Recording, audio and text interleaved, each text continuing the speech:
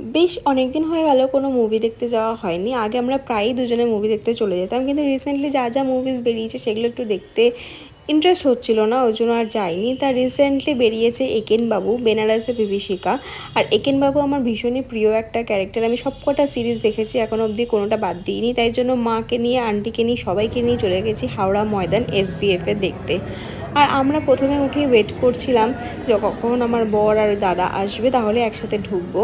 তাই জন্য আর ওখানে গিয়ে ভেতরে ঢুকে দেখলাম ভেতর সুন্দর করে ভেতরটা সাজিয়ে রেখেছে। ময়দানের এই SBF-টা বেশ সুন্দর, ছোট্ট জায়গার মধ্যে খুব সুন্দর পরিষ্কার পরিচ্ছন্ন।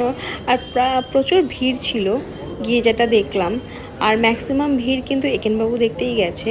আর সবাই তো জানোই যে মুভি দেখতে দেখতে একটু খাওয়া দাওয়া না করলে তো হয়ই না। তাই জন্য খাওয়া দাওয়ার জন্য পপকর্ন নিয়ে নিয়েছে, যেহেতু মা গেছিলো মাকে তো খাওয়াতেই হবে। দেখো তোমরা, ভীষণ সুন্দর ভেতরটা। জানি না কি নাম। একেন বাবু, একেন বাবু, একেন বাবু, সে তো নাম নেই, শুনি তো একেন বাবু। হ্যাঁ। মাকে জিজ্ঞেস করছি কি মুভি দেখতে এসেছো মা, জানো? মা সেটাও জানে না, তাই জন্য দেখিয়ে দিলাম। বেনারসে বিভীষিকা দেখতে এসেছি। আর তারপরেই আমরা পপকর্ন টপকর্ন কিনে ঢুকে গেলাম ভেতরে। দেখো মুভিটা কিন্তু বেশ সুন্দর হয়েছে, আমার খুব ভালো লেগেছে মুভিটা। কারণ একেনবাবু সিরিজগুলো একটু ওই ডিটেকটিভ টাইপেরই অবভিয়াসলি। তো আমার এই ধরনের মুভিজ খুব ভালো লাগে, ডিটেকটিভ, সাসপেন্স, থ্রিলার, এই সমস্ত মুভি খুব ভালো লাগে। তাই জন্য দেখতে চলে গেছিলাম একেনবাবু। আর যেহেতু বাংলা মুভি, মা খুব একটা হিন্দি খুব একটা কি মা হিন্দি দেখেই না, তো বাংলা মুভি যেহেতু, ওর জন্য আন্টিকে আর মাকেও নিয়ে চলে গেছিলাম। পপকর্ন ছাড়া কি মুভি দেখা যায়? তাই তো।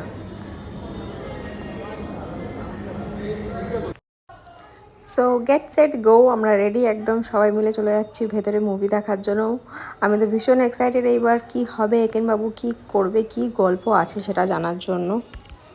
আর সব থেকে বড় কথা কি জানো, আমি না আগে একদমই মুভি দেখতাম না, কারণ ওই 3 ঘন্টা হলের মধ্যে বসে ওই এত সাউন্ডে মুভি দেখা আমার ঠিক মানে ভালো লাগতো না, আমি পারতামও না দেখতে। কিন্তু বিয়ের পরে ওর সাথে সাথে দেখতে আস্তে আস্তে আমার একটা অভ্যাস হয়ে গেছে। এখন হলে মুভি দেখতে, থিয়েটার মুভি দেখতে খুব ভালোই লাগে।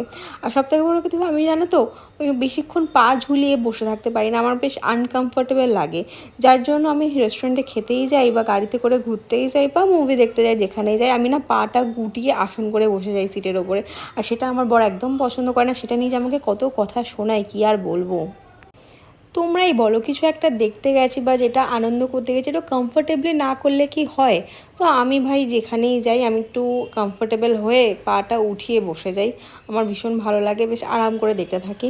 কিন্তু আমার বর সেটা একদমই পছন্দ করে না বলবো না, সেটা নিয়ে ইয়ার্কি মারে, ভাবে যে একটা টপিক পাওয়া গেছে এটা নিয়ে ইয়ার্কি মারবো, কারণ নিজে তো বসতে পারে না পাটা উঠিয়ে। হ্যাঁ, জিন্স ফিন্স পরে থাকে, আনকমফোর্টেবল হয়ে যায় ওর জন্য, কিন্তু আমি তো আরাম করে এভাবেই বসে যাই।